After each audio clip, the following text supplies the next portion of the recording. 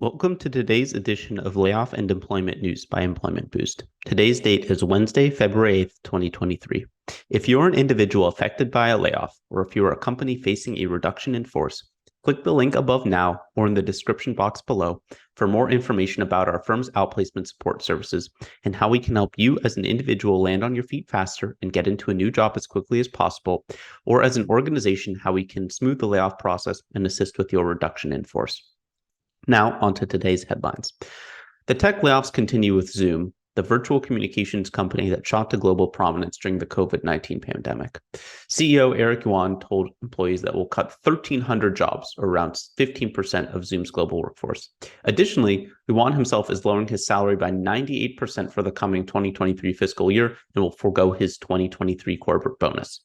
The rest of the executive leadership team is reducing base salary by 20% and forfeiting